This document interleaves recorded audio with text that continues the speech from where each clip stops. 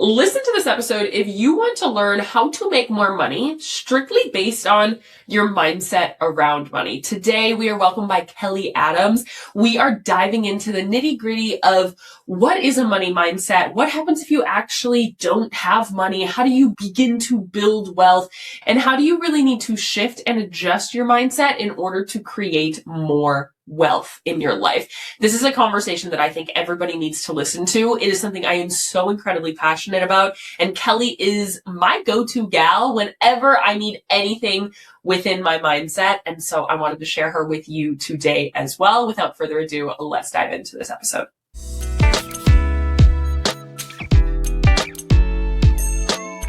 Kelly, I've always really loved how you talk about money. And I think in today's society, there is this never-ending money scarcity mindset. What do you find to be the most important shift that people need to make in order to make a ton of money mentally? We're just going to go right in. We're going to go in hot. I think that's a loaded question because I think there's a lot of different answers I would say to that. First couple things that come up is I think business gets to be fun. Entrepreneurship gets to be fun. And I think the more fun you have, the more money you make, to be completely honest. One of my favorite quotes is when you feel good, you play good. And when you play good, you get paid good. But I feel like people don't have this BFF relationship with money. They see it as like an enemy or something that takes away, or there's never enough. And I always say, imagine that money was your friend. Are you talking to it like somebody you'd want to hang out with? Or is money like the friend that when you see them calling or texting, you're like, avoid, decline, delete, yeah. Delete, no time. So if you're like a Debbie Downer, because I think money is the energetic exchange of the value you put into the world. And I think money is a frequency, to be completely honest. So it's like, are you operating where you're having fun with it, calling it in, you're seeing it as more than enough, it's everywhere. And a lot of times people just are operating with this like scarcity and poor mentality around money. And money's a tool. So just like you need a hammer to go out the back and fix it, you need a tool. Grab your money to invest. Grab your money to buy food. Grab your money to do the next business thing. It doesn't have to be that deep, but people get so emotionally attached. And go to the facts. Get out of the feeling factory, especially if you're in business. The facts are money collapses time and walls, and you should use it and you should have fun with it. And the first thing you need to do is kill the language you're using, because if you're like, well, it's going to cost me this, words have an energy to them. Cost feels heavy. If you're like, I'm going to invest $20,000 for this, well, all of a sudden that feels lighter. So your words are important. The way you're operating it with is important. And I would say, do not be that friend that everybody's putting the decline button on, because money is going to go where people can hang out and have fun. Speak highly of it. Yeah. My husband is probably so sick of hearing me talk about this, because we'll be in like a group setting and I'll come home and I'll be like, that person complains about money the whole time. They're going to stay broke forever. They're going to stay broke because they disrespect money and they think that it literally is the devil. Like they think that people with money are bad, or making more money, or spending money. And the more that you negatively talk about money, the more you're programming yourself, not just like in the ether and the universe, whatever you kind of attribute everything to, but you're also putting it out there for your subconscious. So then when you spend money, when money comes to you, you end up having all of these stories around it. What are some of the most common stories that maybe people out there don't know that they have a bad money mindset that you often see? I mean, you say it to me all the time. You're like, oh, we're gonna fuck you up on that one a little bit. Let's dive into it. I'm thinking, what money story do they not have? But also what I find to be true is money, the stories are created a lot of times from the environment we grew up in, what we heard, what we saw, how we saw our parents, our loved ones, people interact with money. And instead of choosing to choose how you want to operate with money, you're just following what's always been done. Money doesn't grow on trees. Save for retirement. Like, I mean, you name it, all the old stories. But I mean, I guess specifically for product-based businesses, entrepreneurs, people in business, it's the scarcity. So they tend to want to constrict. And so there's not enough. They're in fear of where is the next sale coming from? Where is the next this coming from? So they'll almost hoard instead of realizing that money doesn't make you safe. You make yourself safe, and you're the one that made the money in the first place. So quit putting your power in something outside of you and put it back in you as the creator of the money in the first place. I truly believe there's more than enough to go around. So scarcity is a big one.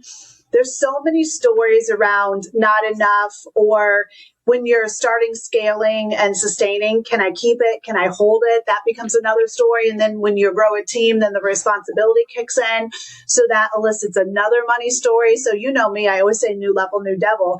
You tell me the amount of years someone's been in business or how much they're making, and I'll tell you the story that they have, because they're all over the place. There's a million stories. Wholeheartedly. And I hear them all the time too. And I think a big one that you said is the difference between an expense and an investment, where I have a lot of people that are like, oh, no matter what it is in their website and their branding and their packaging, they're like, oh, but yeah, I don't really want to spend $1,000. It's like, okay, but you're spending $1,000 for your branding to look more official, for your packaging to actually function better, for you to actually make an ROI and to be put into the world in somewhere that actually makes sense. And it's almost this switch, because how you think about money personally and professionally, like they're very different. Then yes, okay, if you have $10,000 in your bank account personally and you're pulling from that and you have a budget, it's very different than in your business, because you're making more money. Oftentimes when you spend money, it should come back, if everything goes well, come back to you in a different way.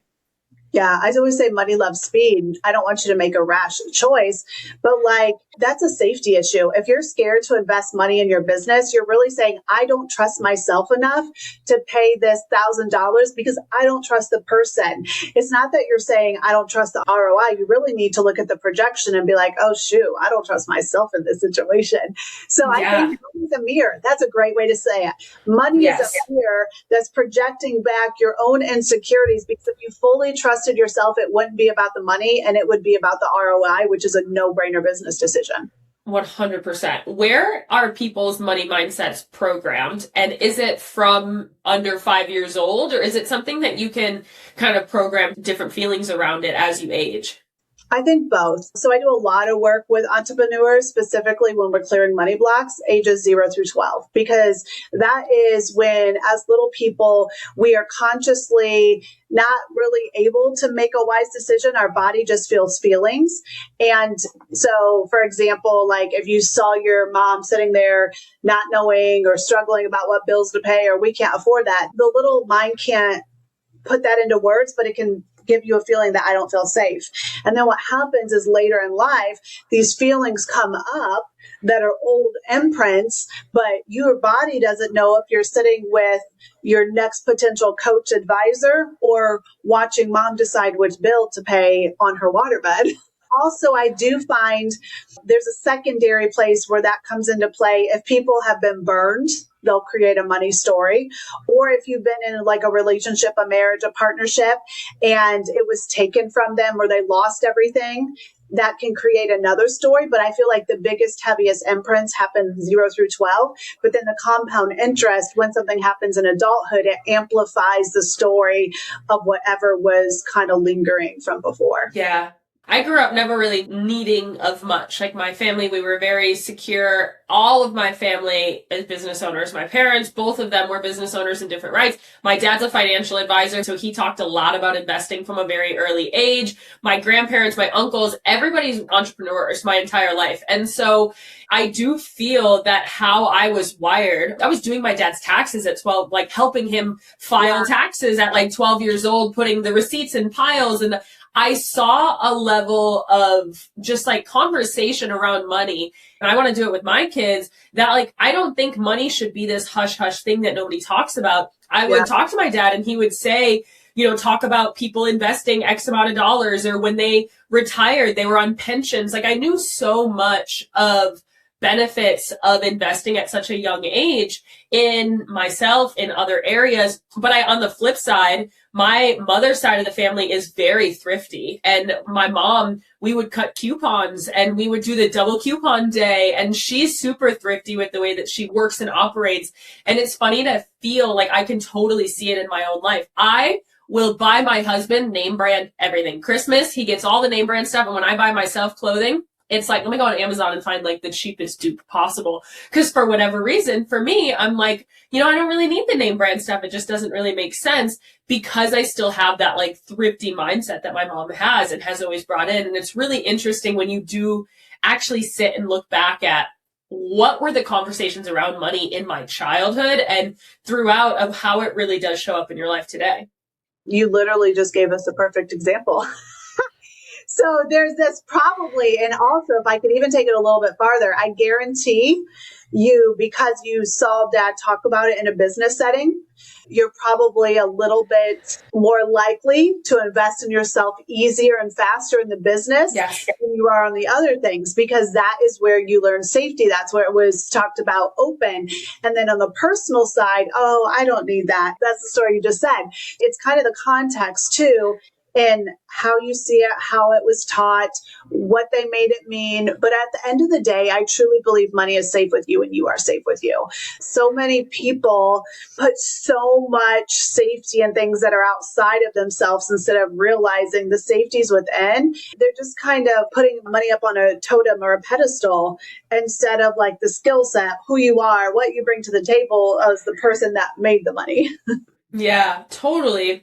If people are here and they know that they have a money mindset, they have some negative scarcity ideas and feelings around money mindset, what is the way that people rewire it? Is it really noticing and then kind of pushing the boundary and seeing, oh no, like this is actually very good to talk about it or to, to spend money, to invest money, but how do people really go about actually rewiring it?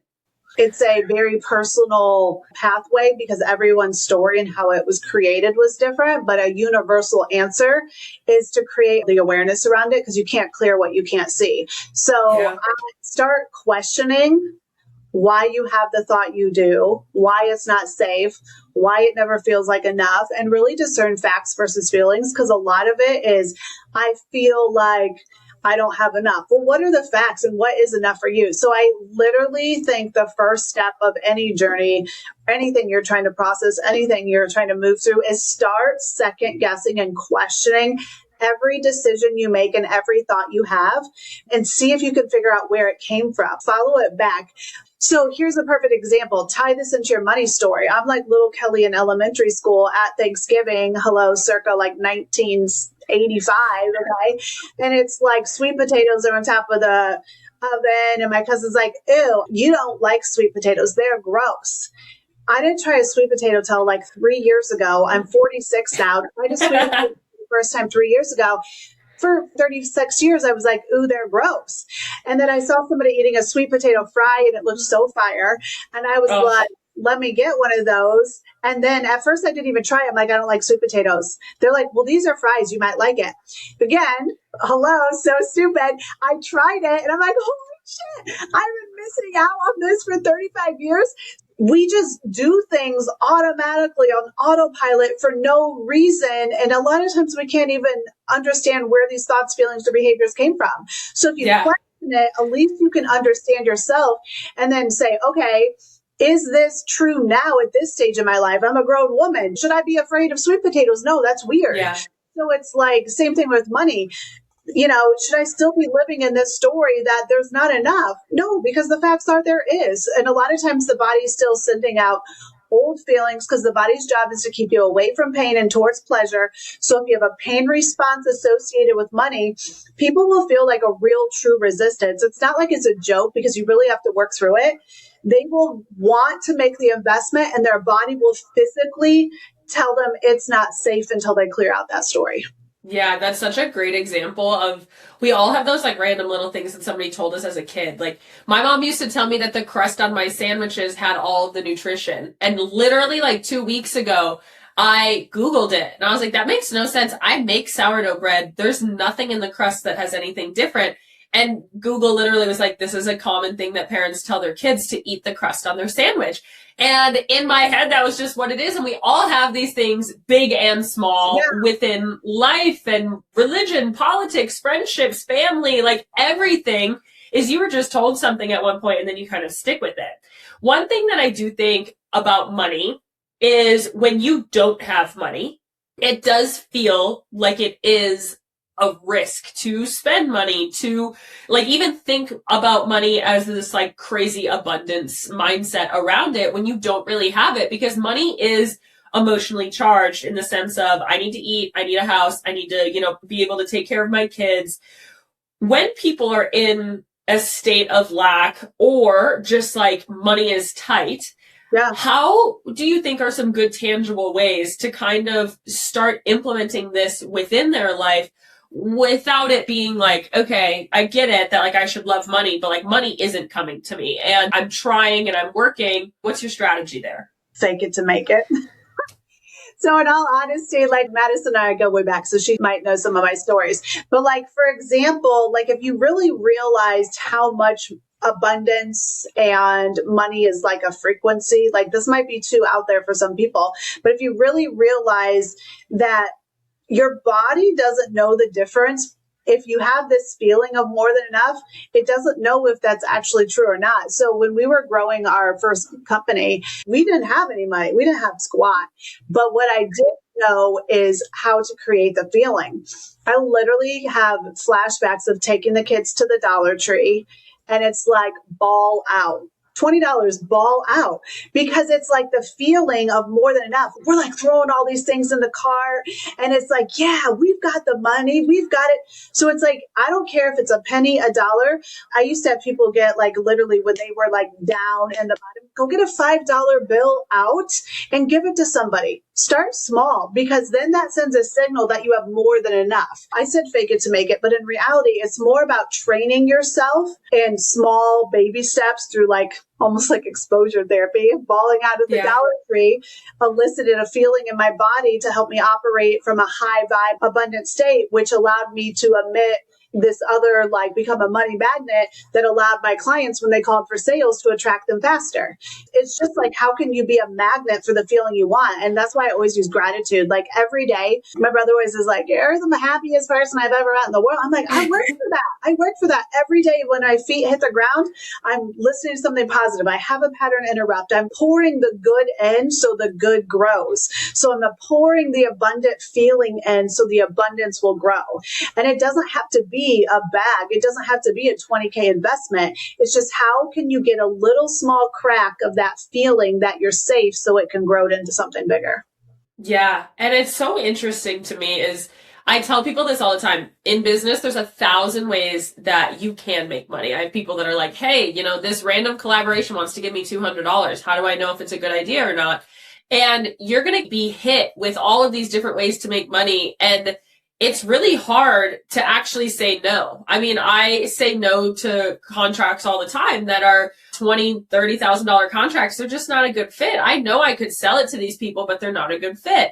And oftentimes when I either say no to things or I lose money in some area or something like that, I have completely removed the emotion around money in business. If I lose a client that I really thought I was going to sign for $25,000, that's a lot of money, but I don't care. Like, it's going to come and it's going to go. And you almost have this like pendulum swing. And it took me a while to get to this point. And I have run a successful business now for a long time. In the beginning, it wasn't like that because I had that thrifty mindset. And personally, I had to change it personally and professionally. And I have more money now, which does definitely help. But I still do these little things where, like, I was on vacation the other day, or it was a work trip, and I was in a hotel and I could get room service. It was like a $12 room charge. But in my head, and I love a room service, like Sex and the City on, I bought masks, I was in bed, I'm like, wow, this is great. I'm like, I'm going to order room service. And then I was like, okay, it was like a $12 charge to deliver it to my room. I'm like, oh, like, I guess I could just go downstairs and eat it at the restaurant.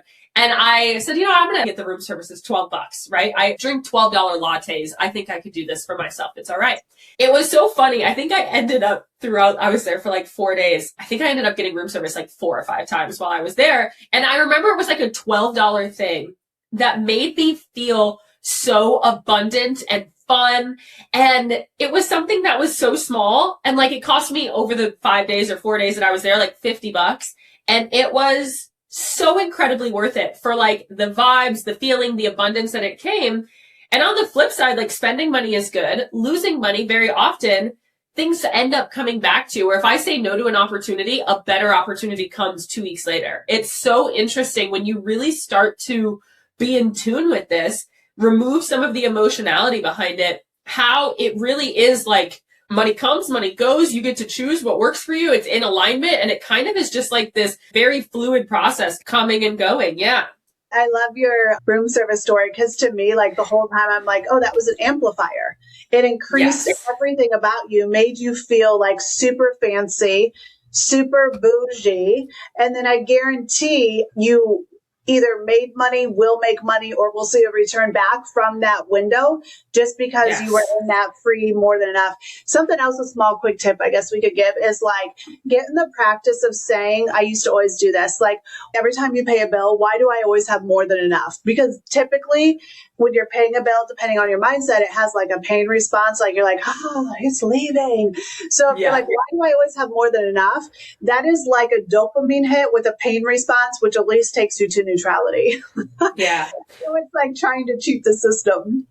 Totally. What I used to do when I first started my business is when I would have like an unexpected expense, like I'm like, shoot, what do you mean? Like an LLC is $500. I would double it. So I would spend the $500 in the LLC and I would take $500 and I would put it into savings.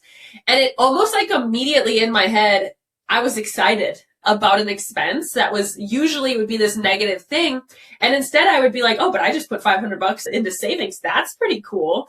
And it changed this in my mind, that unexpected expense. It was like, again, it was like that abundance mindset of flipping the negative into the positive. And I don't do it anymore because I have unexpected expenses all the time now, but they don't bother me anymore.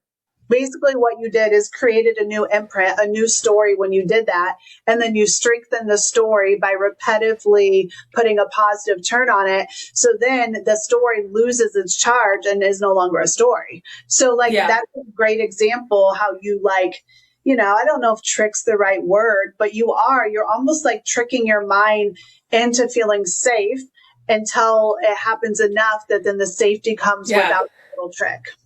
Yeah, it was almost my brain just being like, Maddie, you have plenty of money. It's okay to have unexpected expenses. You can afford to double it and put it somewhere else. Like, that's awesome. If it's okay, I'm going to interrupt this podcast for 30 quick seconds to let you know about the Founders Cafe. It is my completely free podcast community where you can gain access to bonus resources, gain access to me and free coaching calls, as well as build a network of other business owners just like yourself. Business ownership is a lonely game, and we might as well build community, build a network, and have a space to collaborate. We can bring this conversation and all the other conversations we have on this podcast over into this free podcast community and make this a two-way street. I would love to answer your questions there, connect with you, see you on our next free coaching call. Click the link in the show notes and you'll find the link there.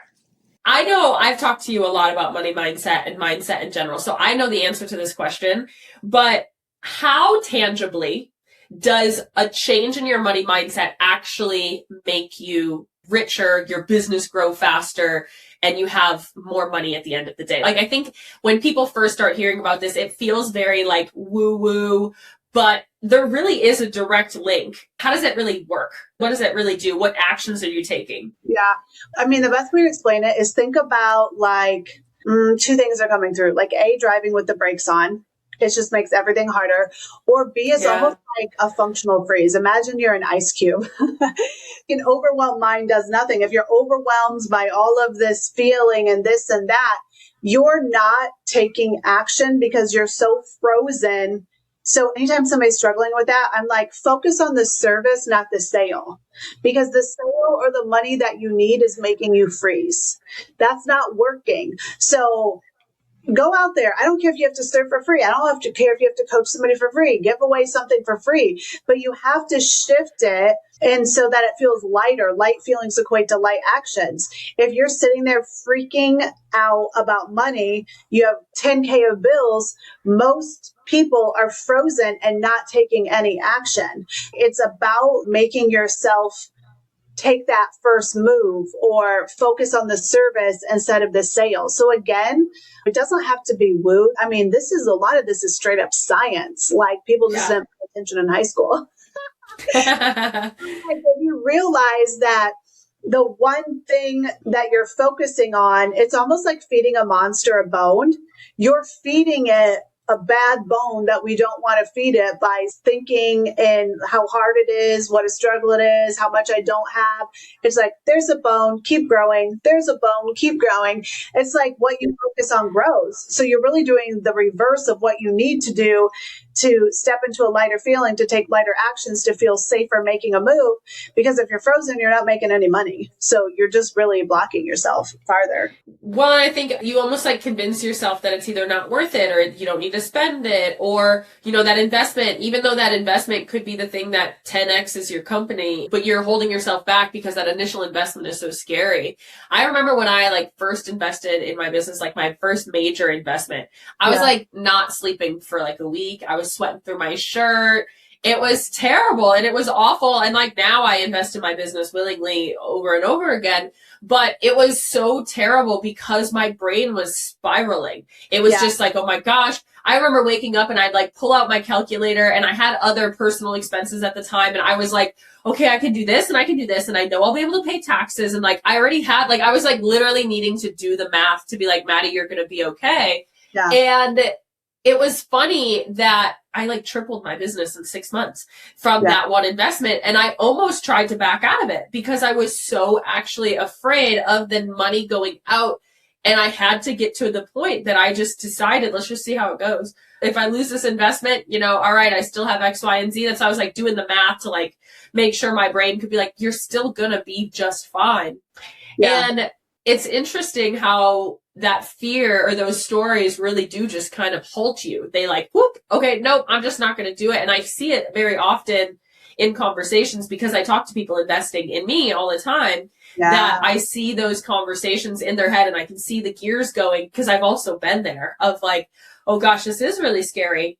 When people talk about money on the other side of actually spending, it's also pricing your products, your services, whatever it is that you have.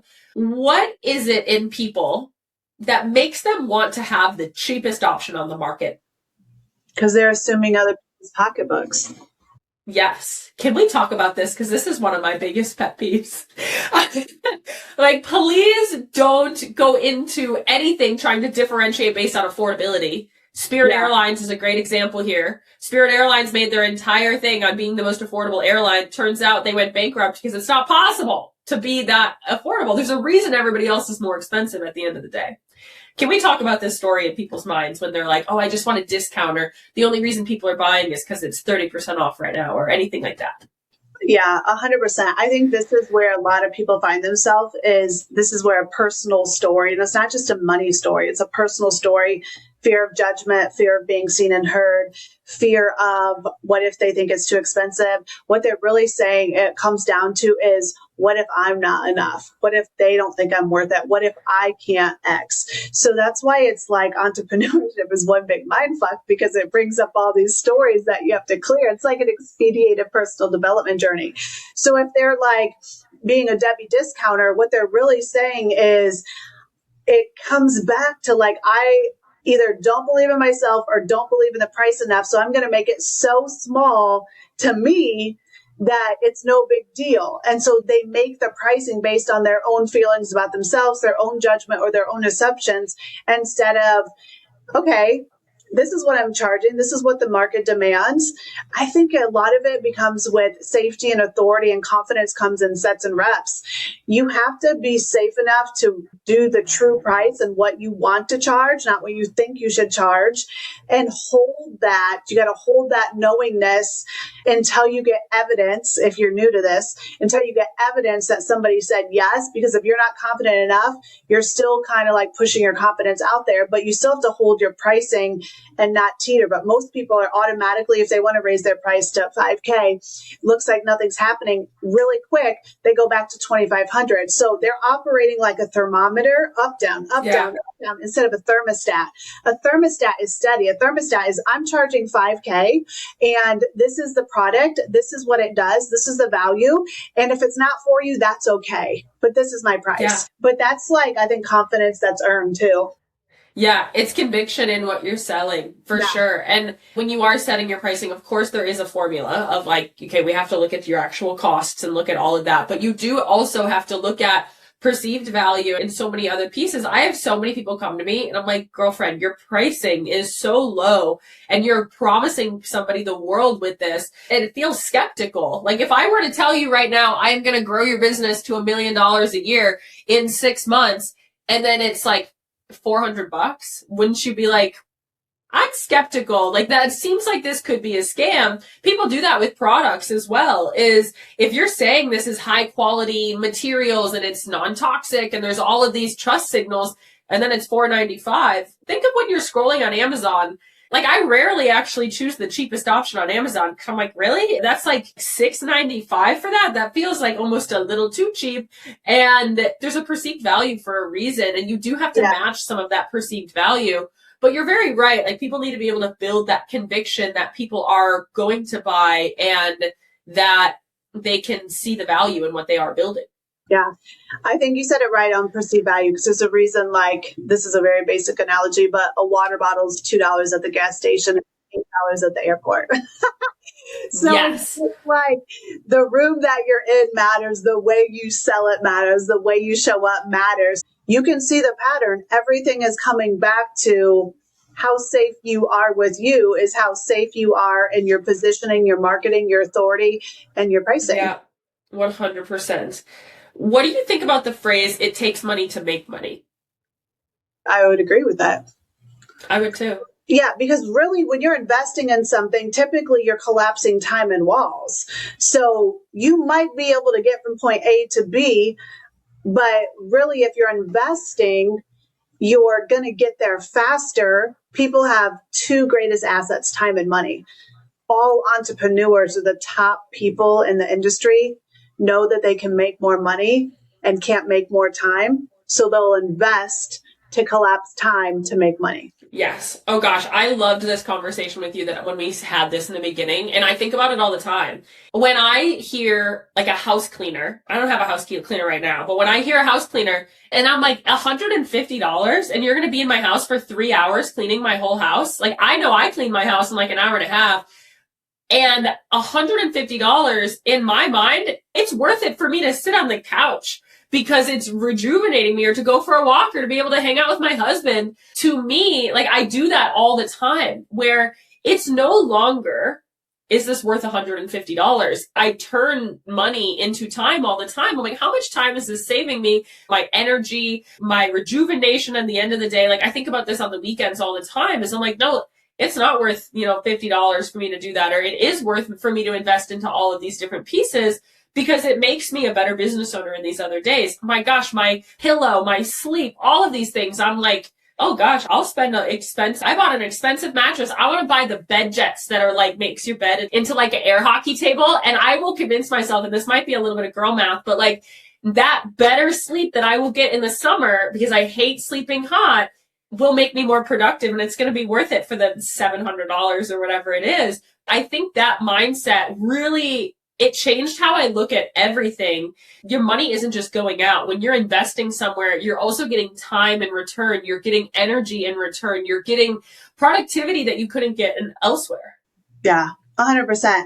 I mean, I have my cleaning lady come every Thursday because Yeah. I think all that time it saves me on the weekend. But this is a perfect example. I'm always like, I'm a manifesting generator. So I think I have like 75 business ideas at all time. Yesterday, Me my too. friend came over. We were just, oh, what business should we start next? And I was like, well, we could do cleaning, blah, blah, blah, blah. Well, I mean, we were just jamming out on random stuff. And then I did the math and I was like, oh, this is a terrible return. I'll just do one coaching call. Done. And like, wow, it cost $120 for a housekeeper. I charge X amount. So I'm making $300 now. So like I can literally do the math where I realize, oh, I'm making money by hiring this out. Yes, 100%. Yeah, you're like, okay, if I spend $150 for this person to come and help me clean my house, I'm actually making $500 because my hourly rate is X, Y, and Z. When we did that, it changed the way that I look at everything. Yeah, mind blown. Truly. Another kind of misconception that I hear is that money doesn't buy happiness. What are your thoughts on this idea of like money doesn't buy happiness? I think this is a little bit of a loaded question because my whole philosophy is like rich and regulated. I want people to make a ton of money, but I want you to have a rich life. So I'm going to answer this twofold. I think if it's costing you your people, then it's too expensive. Anything that's costing you your peace is too expensive. But say that line to me one more time, like how you said it. Money doesn't buy happiness. I think money has the ability to increase joy because money gives you options. And with options, you can do more for people that you love. You can do more for yourself. So it's not that it's buying happiness, but it's buying you the ability to do things that bring you joy.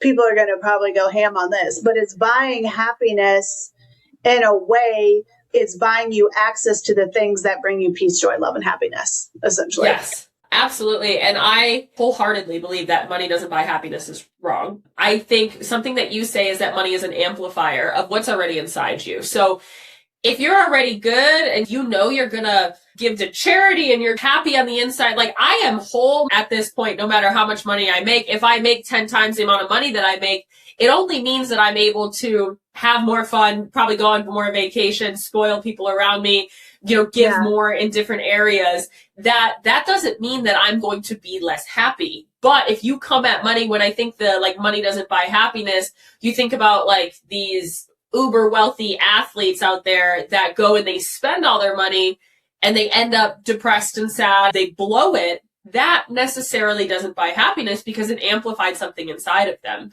Yeah. And I think that's a really big piece of this. But you're very right that I heard this from is like money gives you freedom from and freedom to. And first you get the freedom from worrying about the groceries, freedom from worrying about your house, like freedom from like actual life necessities. And then once you get to a point, it's really now you have more money to build freedom to go on more vacations and to give to charities and go to do all these other things. So you first fill your cup and then it overflows into building freedom too. And it just allows for it to have so much more peace. And I think that's really what it is. And sometimes I feel like I'm a little privileged in a lot of ways. People will talk about how expensive blueberries are. And I'm like, oh shit, if I want blueberries, I'm buying the freaking blueberries. I don't look at anything at the grocery store. And that doesn't make me happy, but it allows for me to not have to stress about it. Like, there's different things in those ways. One thing that I love talking to you about is nervous system regulation. And I know these conversations go very hand in hand. We just did an episode, I think it'll come out a week before this one. We talked all about nervous system regulation, and I've talked a little bit about it. And you're the person, for anybody listening, I worked with Kelly a lot through my nervous system regulation in the last year or so. And I've talked about that in episodes as well. With your nervous system, how connected is money, financial, wealth, all of that, and your nervous system? 175% connected. So here's what I want you to think about. You have one central tower, okay? One central tower. It's not like you have one nervous system for your money, one nervous system for your relationship, one nervous system for your business, one nervous system for how you parent. You have one operating. So anything that is causing a stir, so say you're anxious about money. Just say you've got a big impending investment. You're overthinking it. All of a sudden, your sales seem like they're collapsing.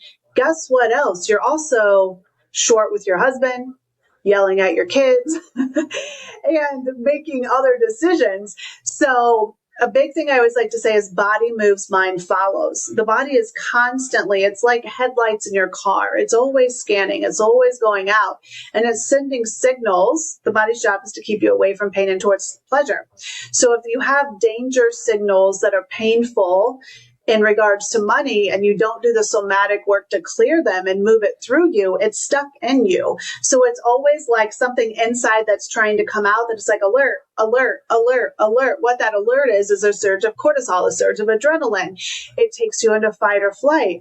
So all of these things are perfect examples of someone who's unregulated. And I always jokingly say you can get to the first 6 figures on cortisol and hustle. But then it takes another level of calm leadership and someone who's regulated, someone who's done. I mean, tell me an entrepreneur who is wildly successful, who hasn't done either personal development, mindset, nervous system regulation. It's not out there because you stay kind of plateaued at this level of safety until you do the nervous system regulation and expand your capacity to hold. You want to scale your business, you have to scale your ability to hold. That's why a lot of times I say sometimes what you're going through is more important because it's who you're becoming. And who you're becoming, you have to grow and hold more so that you can earn more. So like I had a client that she does well, makes millions a year. She was stuck at like 750 forever, like for like a year. And then when she finally hit over that 1 million and hit to that 2.5 threshold, I'm like, look at all the work we've done this past year. You could not have held that before. You would have pissed it away. You would have made bad decisions. You were still emotionally buying things, like you were not ready. So it's like when she did the work to clear out the old, create capacity, calm her nervous system, calm her central tower, it's like, boom, oh, here it all is now. But she had to go through that. And I think it's like beautiful because it gives you an opportunity that things come up that you get to clear and you couldn't clear them. Like we don't change with pleasure. Pain is what changes us. So it's like pain. That's why, they always say diamonds are refined under pressure. It's like who you're becoming and the pain of the things that you have to feel forces you to grow into who you need to be for the level you're going to. Yeah, I think that's scary for some people is they're like, well, what if I like who I am? What does that mean for me? Is like, does this big change need to be? But it doesn't necessarily mean that like your personality is changing or who you actually are. It really is just you leveling up, you being able to hold more, you being able to be more stable and steady and peaceful and calm in the midst of the chaos. And really that's a lot of business growth is like, oh gosh, like I said, like now I get hits of different craziness all the time and it doesn't impact me. But if I would have had that years ago, it would have rattled me and it would have made me lose sleep over it. And now I have things that would have made me lose sleep 3 years ago not even bother me. I write the email back and it goes and I don't even think about it anymore. And that's really the change that you see. It's your ability to hold this next level. Well, and you just said something. Another thing is you regulated before you responded, and that's a growth edge, and that requires a level of mastery before you can scale to that multi-7 figures. You get to a point where you're calm and regulate before you respond. I can look at that person. I'm like, they're going to make multiple 7 figures, and they're going to hold it. Because like all the fast trash, like static stuff, scattered, static, blah, blah, blah, look all spazzy. I'm like, okay, she's not a regulated leader. Got it. Yes. Yeah. And I love your regulated leader phrase. I think that is really what you're trying to be. You have to hold all of this. And you hear a lot of people talk about it. Layla Hermosi talks a lot about it as well. It's like, I lose X amount of dollars or somebody quits or all like, there's fires going out all the time, but you have to be able to hold that as a business owner. Kelly, I know we could literally talk for hours. Is there something in the world of this conversation that you feel like we haven't talked about that is important to talk about within money mindset? No, I mean, I think like if we're rehashing very quickly, I think step 1 is to create awareness because again, you can't clear what you can't see. And some of these patterns are so sophisticated. They're so close to you. That's why I do personally believe coaching is powerful when you're in it with these sophisticated patterns. Having the support of a coach like you or somebody pull it out of you is super important. So awareness. And then unfortunately, it sets and reps after that because my framework is called release, reset, rewire. You release it.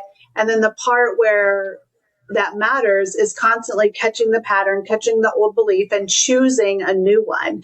And it's not like it's an instant path to close up. If you have an analogy of the forest, there's a path to the left that everyone's walked through multiple times. You can walk in, you can hike that. Well, when you very first start catching these patterns or trying to create safety with money, the imprint is not strong. So it's like you literally have to catch it, choose a different thought. I'm actually safe. This is an investment, whatever it is. And then it gets a little bit more padding. Eventually, your mind, instead of autopiloting back to the path that always did, always knew, begins to choose this path. It's just like you can't have a six pack and go to the gym one time. I think it literally is like continuing to catch it, have a pattern interrupt, and then choosing a different thought, feeling, or behavior. And that's what actually makes a lasting change.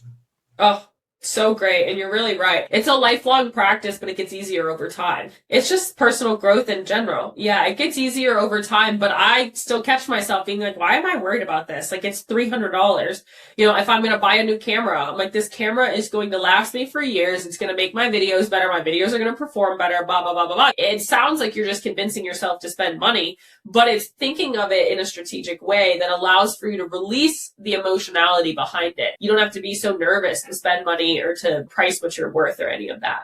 Kelly, where can people find you? Kelly is the person that I go to when I'm in my head and need to be called out. She's the best. Where can people find you? Yeah, well, I have two lives. So LinkedIn and Instagram. I'm Kelly Adams Coaching over on Instagram. That's probably the best way to connect. Say hi if you're on social media. My website is kellyadamscoach.com. So those would be the best places to jump in and say hi. Awesome. And we'll link them in the show notes down there as well. Kelly, thank you so much for being here. Yeah, thank you. Have an amazing afternoon. Thanks for having me.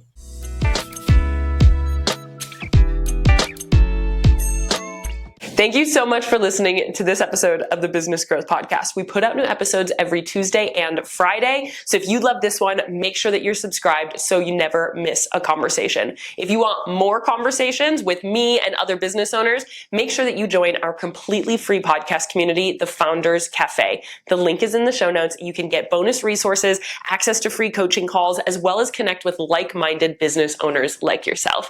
Make sure that you rate and review the podcast 5 stars, share it with a friend to keep those conversations moving, and come back every Tuesday and Friday. I'll see you there.